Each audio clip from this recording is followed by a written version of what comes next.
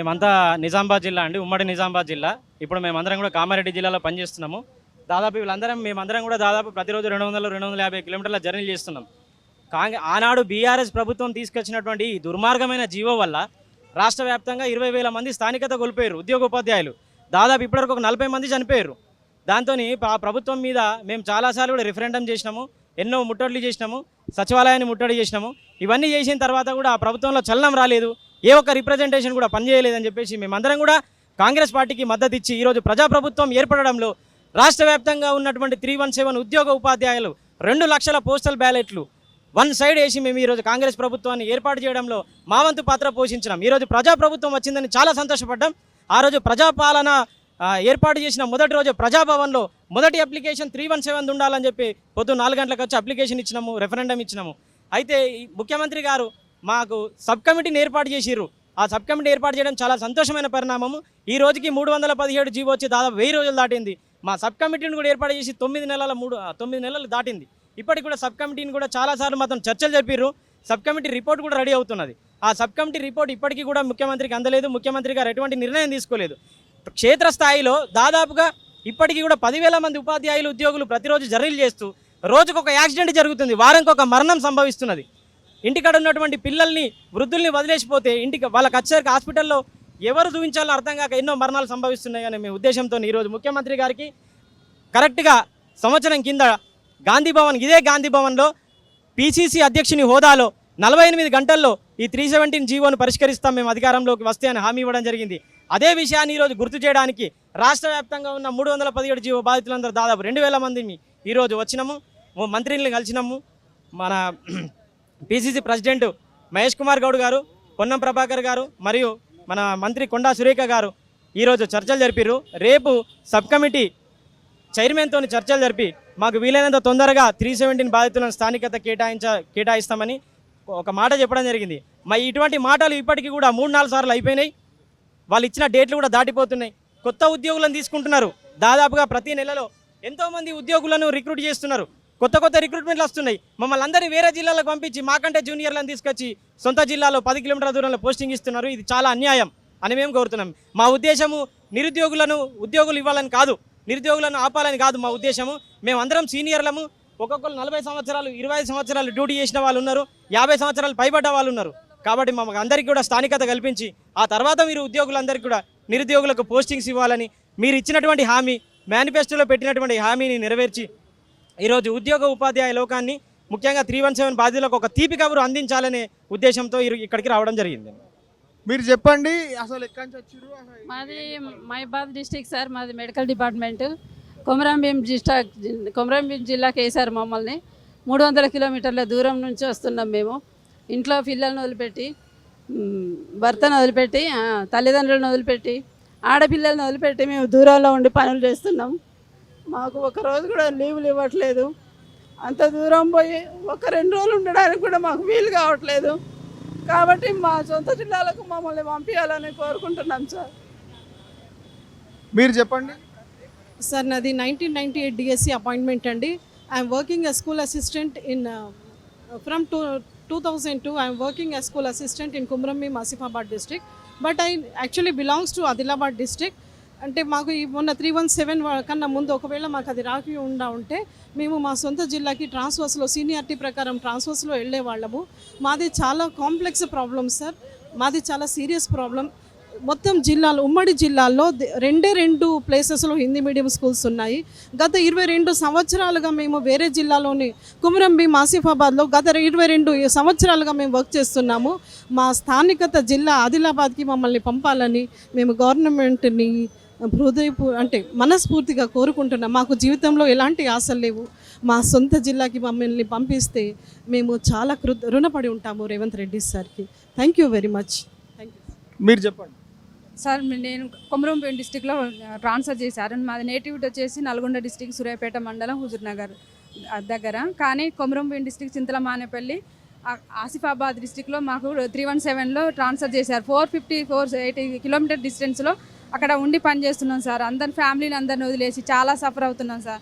ఈ ముఖ్యమంత్రి గారి పాలనలో మమ్మల్ని మళ్ళీ ఈ 317లోంచి రిలీవ్ చేసేసి మమ్మల్ని విముక్తులు చేసి మమ్మల్ని మా స్థానానికి పంపిస్తే మేము చాలా రుణగ్రస్తులమయ్యి వాళ్ళని తలుచుకుంటామని చెప్తున్నాం సార్. మీరు చెప్పండి ఎక్కడి నుంచి వచ్చారు, అసలు ఏంటి మీ సమస్య? సార్ నేను మంచిర్యాల డిస్టిక్కి చెందిన వాడిని. 2017 టీఆర్టీలో నాకు మంచిర్యాల డిస్టిక్లోనే పోస్టింగ్ వచ్చింది. తర్వాత 317 తీసుకొచ్చిన తర్వాత నాకు కొమరం భీం జిల్లాకి అలాట్ చేయడం జరిగింది. సార్ మన తెలంగాణ అనేది స్థానికత పునాదుల మీద ఏర్పడ్డది.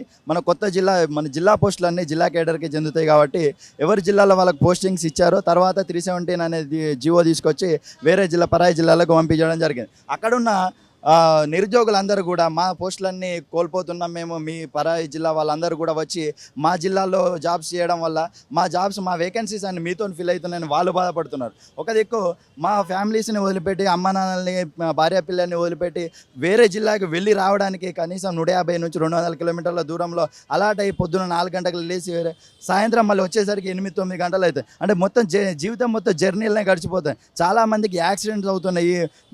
దూరభారం ఎక్కువ అవడం వల్ల చాలా తొందర వెళ్ళాలనో మరో ఇంకో కారణం చేతనో మెడికల్ ప్రాబ్లమ్స్ ఉన్న వాళ్ళు కానీ లేకపోతే భార్యాభర్తలు కానీ నాన్ స్పౌస్ బాధితులందరూ కూడా వాళ్ళ పిల్లల్ని వదిలిపెట్టి, వాళ్ళ భార్య పిల్లల్ని అలాగే తల్లిదండ్రులను వదిలిపెట్టి వెళ్ళి రావడం జరుగుతుంది. సో ఇది ఎంత లేట్ చేస్తే ప్రతిరోజు నరకం అనుభవిస్తున్నారు. అంటే ఇది ఒక్కరోజు సమస్య కాదు సార్, ప్రతిరోజు పొద్దున్న లేవగానే గుర్తొస్తుంది 317 వల్ల నేనే పరాయి జిల్లాకు వెళ్ళాను అనేది అందరికీ గుర్తొస్తుంది. సో ఇప్పుడు డిసెంబర్లో ఇది తీసుకురావడం జరిగింది. 2021 డిసెంబర్లో ఈ జీవో 317 బీఆర్ఎస్ గవర్నమెంట్ వాళ్ళు తీసుకొచ్చారు. తర్వాత మేము అక్టోబర్ 2 తారీఖు గాంధీ జయంతి రోజు ఈ 317 పట్ల ధర్నా చేసినప్పుడు పిసిసి అధ్యక్షులైనటువంటి గౌరవనీయ ముఖ్యమంత్రి రేవంత్ రెడ్డి గారు వచ్చి మాకు హామీగా ఇస్తూ మా ప్రభుత్వం వచ్చిన వెంటనే కాంగ్రెస్ ప్రభుత్వం మీకు ఈ 317 జీవోను 48 గంటల్లో సాల్వ్ చేస్తామని చెప్పారు. సో ఇంత చిన్న విషయం అనుకున్నప్పుడు 48 గంటలు పోయింది. ఆగస్టు 15 అన్నారు, అది కూడా పోయింది. జూన్ 2 తారీఖు అన్నాడు, అది కూడా పోయింది. తర్వాత సబ్ కమిటీ వేసిళ్ళు. 8 నెలలుగా సబ్ కమిటీ కాలయాపన చేయడానికి తప్ప మరి ఏ విధంగా మాకు చర్చించలేదు. మాకు వెరిఫికేషన్లు కూడా వేసిళ్ళు సార్, డిఈఓ ఆఫీస్కి పిలిపించి సర్టిఫికేట్ వెరిఫికేషన్స్ కూడా చేసిళ్ళు. తర్వాత ఈ విషయాన్ని పక్కన పెట్టేసి అసలు ఏమి పట్టనట్టుగా వ్యవహరిస్తున్నారు. కాబట్టి మాకు స్పష్టమైన హామీ ఇవ్వాలి. ఈ సబ్ కమిటీ కానీ దీని కానీ ఒక స్పష్టమైన డెడ్ లైన్ అనేది ఉండాలి. దాంతో స్థానికతను అనేది అందరికీ, ఇది ఒక స్పౌజు నాన్ స్పౌజు బాధితులు కాదు సార్, నేటివిటీ అనే దాని మీద అందరికీ న్యాయం చేయాలని కోరుకుంటున్నాం సార్. Thank you. సార్ నా పేరు నరేష్ సార్, నేను పంచాయతీ కార్యదర్శిని. మా పంచాయతీ కార్యదర్శి ఉద్యోగం అనేది గ్రామస్థాయి ఉద్యోగి. గ్రామస్థాయి ఉద్యోగులమైనటువంటి పంచాయతీ కార్యదర్శులను గత ప్రభుత్వం నిర్దాక్షిణ్యంగా జోగులాంబ గద్వాల జోన్ నుంచి బాసరా జోన్కు దాదాపు 400 కిలోమీటర్లు ఈ 317 జీవో ద్వారా అప్పుడు ఉన్నటువంటి నిరంకుశ ప్రభుత్వమైనటువంటి కేసీఆర్ గారి నాయకత్వంలో ఉన్నటువంటి ఆనాటి ప్రభుత్వం కొంతమంది తొత్తు సంఘ లీడర్ల మెప్పు కోసం, వారి అవసరాల కోసం ఆ రోజు మమ్మల్ని బలిపశులను చేసింది. ఆ రోజు నుంచి కాంగ్రెస్ ప్రభుత్వం పోరాడుతూనే ఉండి తర్వాత మేనిఫెస్టోలో కూడా కాంగ్రెస్ ప్రభుత్వం 317 బాధితులకు న్యాయం చేస్తామని కూడా తెలపడం జరిగింది. అదేవిధంగా నేటి ముఖ్యమంత్రి నాడు పిసిసి అధ్యక్షుడిగా ఇదే గాంధీ భవన్ సంవత్సరం కిందట మాకు 48 గంటల్లో మీ 317 జీవో బాధితులు అందరినీ కూడా మీ స్థానిక జిల్లాలకు పంపించడం జరుగుతుందని హామీ ఇవ్వడం జరిగింది. కానీ ఇంతవరకు కూడా ఆ హామీని నెరవేర్చలేదు. ఒక కమిటీ వేసి ఆ కమిటీ కాలయాపన చేస్తుంది. కాబట్టి మీ ద్వారా ప్రభుత్వానికి మేము విన్నవిస్తున్నాం. రేవంత్ అన్న, మేమందరం కూడా మీ పట్ల సానుకూలంగా ఉన్నాం, మీరు కూడా మా పట్ల సానుకూలంగా ఉండి మా జీవితాలను ఆగం చేసినటువంటి ఈ 317 జీవో ద్వారా మేము రద్దు చేయమంటలేం. దాంట్లో ఉన్నటువంటి వెసులుబాటు 28 ద్వారా పారా నంబర్ 28 ద్వారా మమ్మల్ని మా స్థానిక జిల్లాలకు పంపించి మా కుటుంబాల వేతనను తీర్చాలని, మా కుటుంబాలన్నీ కూడా మీకు జీవితాంతం తోడుగా ఉంటాయని, అదేవిధంగా మీకు జీవితాంతం రుణపడి ఉంటామని తెలియజేస్తూ మాకు అవకాశం ఇచ్చినటువంటి మీ ఛానల్ కూడా ప్రత్యేక ధన్యవాదాలు తెలియజేస్తున్నాం సార్.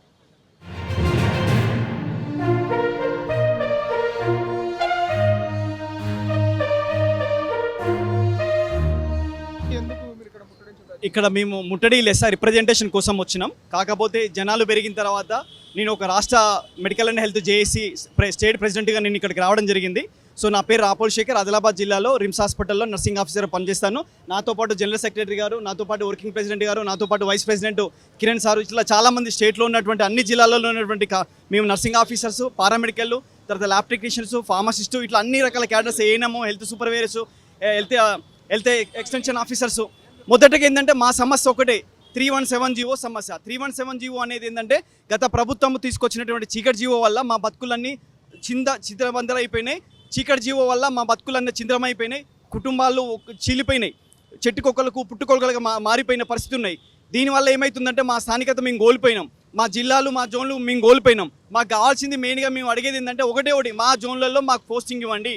మాకంటే ముందు 2021 కంటే ముందు వచ్చిన వాళ్ళు ఇప్పుడు 2023, 2024 పోస్టులు చేస్తున్న వాళ్ళకి స్థానికత ఇవ్వడం జరిగింది. కానీ 2021లో చేసినటువంటి నర్సింగ్ ఆఫీసర్కి న్యాయం లేదు. సో అందుకని చెప్పి మేము సీనియర్గా పరిగణించాం కాబట్టి దీనికంటే ముందు మొన్న ఎల్బీ స్టేడియంలో 7,000 మందికి కాంగ్రెస్ ప్రభుత్వం అపాయింట్మెంట్లు ఇచ్చింది, వాళ్ళకు వాళ్ళ జోన్లోనే ఇచ్చింది.